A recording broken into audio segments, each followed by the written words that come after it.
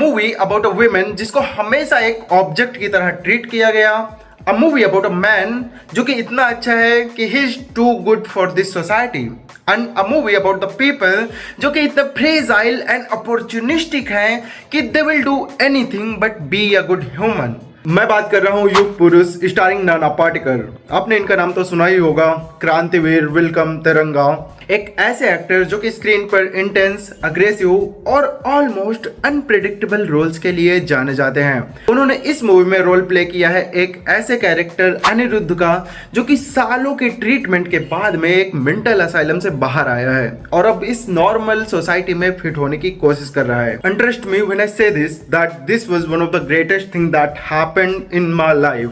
हम अक्सर Hollywood, Korean और ईरानियन सिनेमा को प्रेज करते हैं without even watching our own cinema, and that's what I realise after watching this movie कि मैं कितना कुछ मिस कर रहा हूँ। तो if you look at the synopsis तो काफी सिंपल है, जहाँ पर एक मरीज जो कि असाइलम से निकला हुआ है वो सुनीता नाम की लड़की में अपना कंफर्ट ढूंढता है। And before watching the movie मुझे ऐसा लगा था कि ये मूवी टिपिकल रोमांस मूवी होगी, but after watching the movie I got to realise कि this movie is not about romance at all, but ये मूवी है सोसाइटी के बारे में, उसकी हिपोक्रेसी, उसकी पैट्रियार्की और उसकी पावर डायनामिक्स के बारे में। और ऐसी ही चीजें कुछ मैंने ऑब्जर्व करी हैं व्हाइल वाचिंग द मूवी, क्योंकि ये बहुत पुरानी मूवी है तो इसका रिव्यू करना एक बेवकूफी होगी। That's why I thought to make this video, जहां पर मैंने क्या क्या चीजें ऑब्जर्व करी आफ्टर वाचिंग द मूवी, वही सब चीजें आज इस वीडियो में बताने वाला हूं पॉइंट बाय पॉइंट। तो चलिए शुरू करते हैं।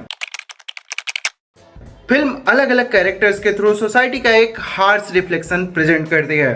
जैसे परेश जो कि शुरू में सुनीता की रिस्पॉन्सिबिलिटी लेता है, बट आगे चलकर वो उसे अपनी प्रॉपर्टी समझने लगता है और फिर उसे जैसे चाहे वैसे यूज करता है, इवन फिजिकली। एंड सबसे बड़ी प्रॉब्लम इसमें यह है कि उसे अपनी गलती का एहसास तक नहीं होता। सुनीता जो कि एक ऐसे बैकग्राउंड से आती है जहां पैसा ही सब कुछ है और इसीलिए वह अपने साथ हो रही गलत चीजों को क्वेश्चन तक नहीं करती। रंजन एक प्रिविलेज पॉलिटिशियन का बेटा जिसने बचपन से कभी हार सीखी ही नहीं है और उसका यही एटीट्यूड उसको आगे चलकर एक लीथल और डार्क कैरेक्टर बनाता है। मोहन एक टिपिकल अपॉर्चुनिस्टिक बिजनेसमैन जो कि अपने फायदे के लिए कुछ भी करेगा। और इन्हीं के बीच में आता है हमारा अनिरुद्ध जो कि सोसाइटी में फिट तो नहीं हो पाता है क्योंकि वो बहुत ज़्यादा अच्छा है, बट शायद वही इंसान सोसाइटी को सबसे ज़्यादा अच्छे तरीके से समझता है। एक सीन जहां पर अनिरुद्ध एक पुलिस ऑफिसर के स्केच बनाता है और उसे देखने के बाद में पुलिस ऑफिसर अनिरुद्ध से बोलता है कि इसमें तो मैं जेल के अंदर लग रहा हूं, तुम नहीं। तो अनिरुद्ध उसका जवाब देते हुए कहता है कि इस तरफ से मुझे आप जेल के अंदर लगते हो और उस तरफ से शायद मैं लगता हूँगा।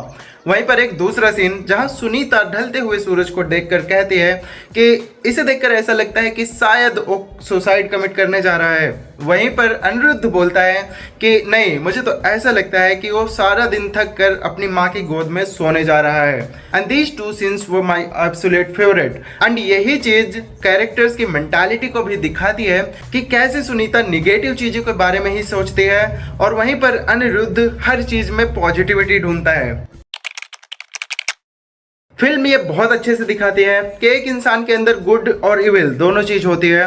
कुछ लोग इवॉल्व करते हैं और अपने आप को सेव कर लेते हैं जैसे सुनीता और मोहन, वहीं पर कुछ लोग धीरे धीरे अपने आप को खो देते हैं जैसे रंजन जो कि एंड तक आते आते एक डिस्ट्रक्शन का सिंबल बन जाता है। फिल्म लव और ऑब्सेशन के बीच में लाइन भी ड्रॉ करती है, जैसे रंजन सुनीता को प्यार तो करता है मगर कभी उससे सामने से नहीं पूछता है if she loves him as well और नॉट। वहीं दीप्ति भी अनिरुद्ध को पसंद तो करती है मगर बदले में वो भी सेम एक्सपेक्टेशन अनिरुद्ध से भी रखती है कि वो भी उसे पसंद करे बिना उसे समझे। ये फिल्म सोसाइटी में मेल डोमिनेंस को तो दिखाती ही है, बट साथ साथ में ये भी दिखाती है कि पावर आने के बाद में कोई भी करप्ट हो सकता है, फिर चाहे वो आदमी हो या औरत। इन द एंड अगर मुझे इस फिल्म की कोर प्रॉब्लम को डिफाइन करना हो तो वो मुझे लगा एक्सट्रीम मटेरियलिज्म, जहां पर कुछ लोग उन रिश्तों को खो देते हैं जहां पर वो सच में पूरी जिंदगी खुशी रह सकते हैं बस एक सुपरफिशियल सक्सेस के लिए, जहां शायद दुख ही दुख है जो कि आजकल की सच्चाई है। एंड दैट्स वाई अनिरुद्ध का कैरेक्टर इस वर्ल्ड में इतना अलग लगता है। वो पैसों की कदर नहीं करता, जो मन में आता है बोल देता है, चित्रकारी करके उसे मजा आता है और ढलते हुए सूरज को भी देखकर वो सुकून ढूंढ लेता है। एक ऐसी दुनिया जहाँ पर हर कोई पाने में बिलीव करता है, वो बस होने में बिलीव करता है। मैं कोई साइकोलॉजी का एक्सपर्ट तो नहीं हूँ, मगर मुझे ऐसा जेन्युइनली फील हुआ व्हाइल वॉचिंग द मूवी कि अगर इस मूवी को कोई साइकोलॉजिस्ट देखता है तो उसके लिए ये मूवी एक लाइब्रेरी ऑफ ह्यूमन बिहेवियर जैसा होगा।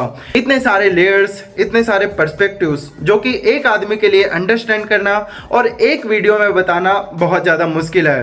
दैट्स वाई अगर आपने मूवी देखी है and if you want to discuss absolutely anything about it तो जस्ट कमेंट डाउन एंड वहां पे हम लोग एक अच्छा सा डिस्कस कर सकते हैं। मेरे लिए कोई सजेशन है या फिर आपको कुछ वीडियो में पसंद आया, कुछ पॉइंट आउट करना चाहें तो वो भी आप कमेंट डाउन कर सकते हैं। ये वीडियो पसंद आई हो तो इसे एक लाइक करना, चैनल को सब्सक्राइब करके बेल आइकन प्रेस कर देना। See you in the next one, bye bye.